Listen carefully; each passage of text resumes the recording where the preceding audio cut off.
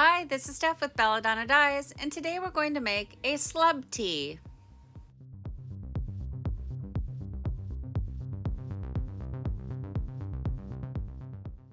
Start by smoothing out as many wrinkles as you can. Decide where you want the center of your spiral to be and give it a little pinch. Now I scrunched all the fabric up. That's just going to loosen it from the table. This shirt is rather large, so I don't want to put a lot of tension on the center of the spiral. So I'm using a modified fork and the microwave splatter guard for this one.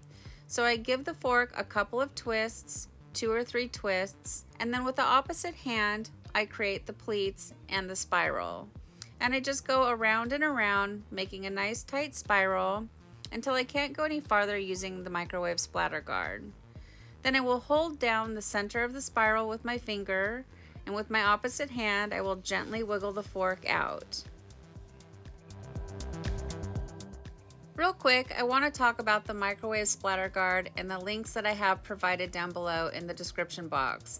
A lot of them don't work anymore, and I get asked almost every single day by multiple people if I can find them a microwave splatter guard because the link doesn't work anymore. And a lot of times I can't find the link either. So what I did is I ordered some from a company, and I didn't order a whole lot because I didn't know if there would be a market for them. But it's August 29th, 2020. So if you're watching this today and you need a microwave splatter guard, if you use the link down below in the description box to go over to my Facebook group, you can see all the information about it. I have a limited amount, but I'm more than willing to ship one out to you if you need one.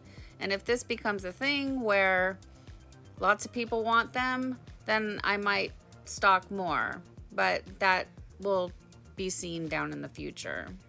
So now what I'm doing is I'm securing my spiral by using rubber bands. And I'm using my stretched out rubber bands.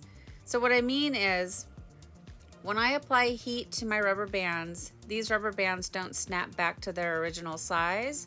They stay larger, and they're perfect for these bigger projects. And I like to create a nice tight spiral. So I pull on all of the loose tails and I tuck them into the nearest rubber band. Now, if you watch, this one starts to taco up on me because I'm making it too tight. So you want to find a happy medium. If it starts to fold up, you do run the risk of it completely collapsing while it's batching and you don't even know that it happened. So like I said, just find a happy medium.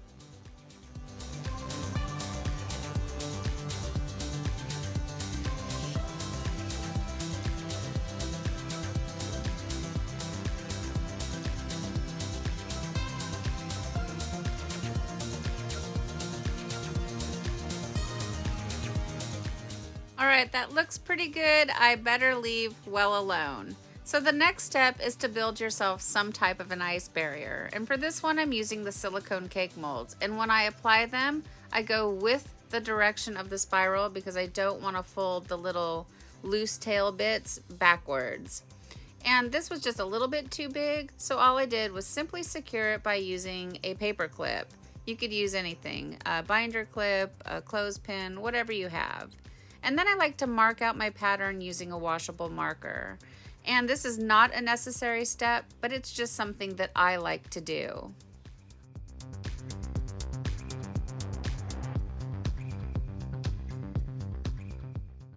Now it's time for the fun part. We get to add the dye. And I'm just going to be adding my dye in the traditional pieces of the pie. And I'm also using my favorite color palette of purples and blues. You just can't go wrong doing the purples and blues. The reason I chose to play it safe is because of the Slub Tee. So you recently just watched me do a watercolor, but I did the watercolor and this one at the same time, and I really wasn't sure how it was going to react to the dye. So I didn't want to do anything unfamiliar to me, like dye with browns and olives and grays and black, because I don't use those very often. So sometimes it's good to play it safe, especially when you're using a blank that might cost a little bit more or it's a new shape to you. Go with what you're comfortable with.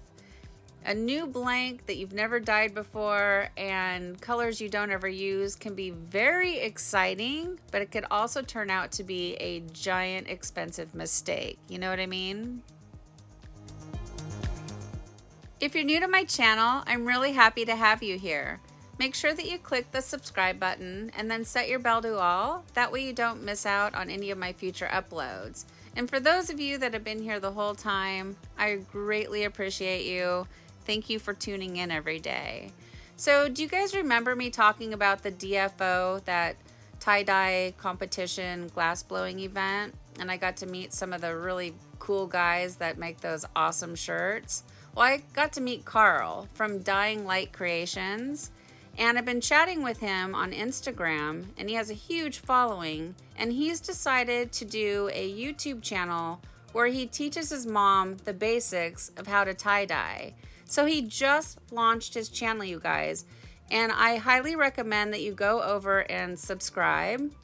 And I'm wondering if enough of us subscribe to his channel, if we can talk him into doing some type of a collaboration with me to maybe do a giveaway where we could win one of his shirts. Wouldn't that be totally awesome?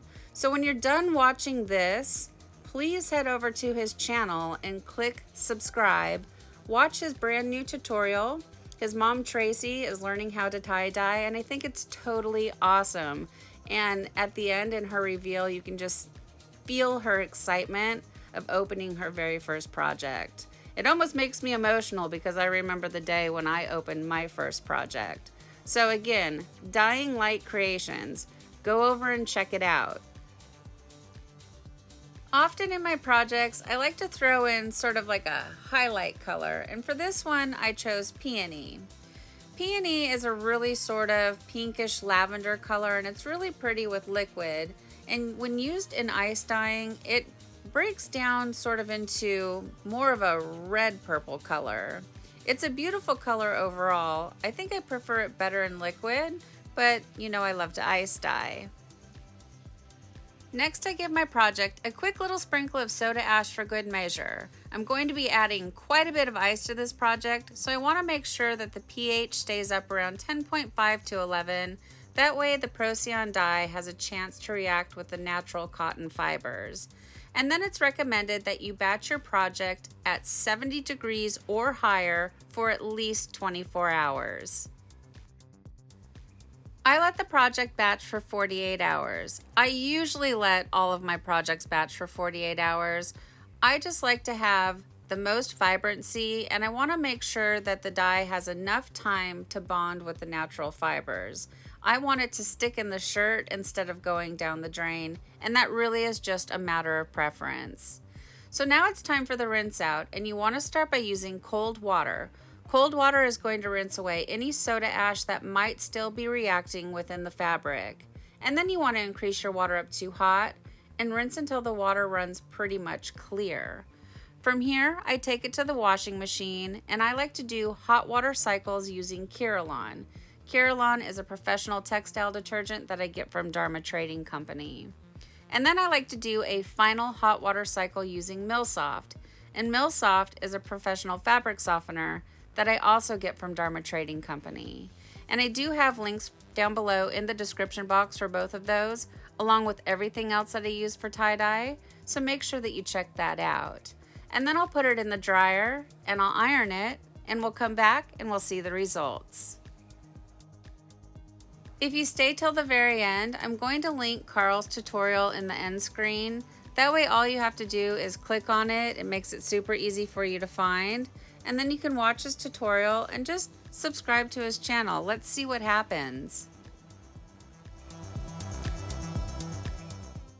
Well, here it is, guys. Here's our Slub Tee after it's been washed and dried, and I think it turned out really pretty. Now, if you don't know what a Slub Tee is, it's just cotton that has a texture to it. It's lightweight and soft and really comfortable.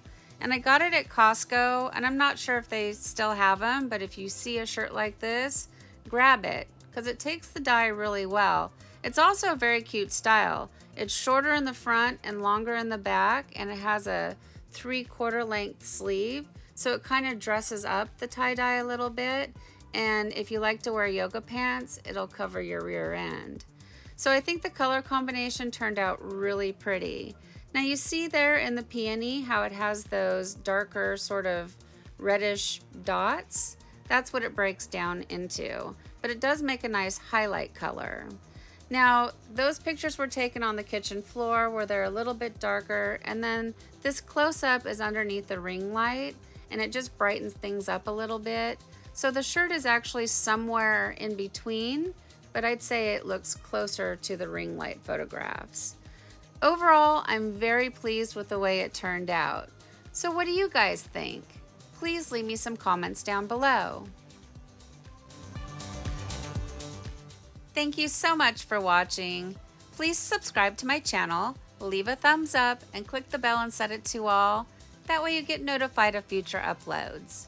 And remember, have fun tie-dyeing!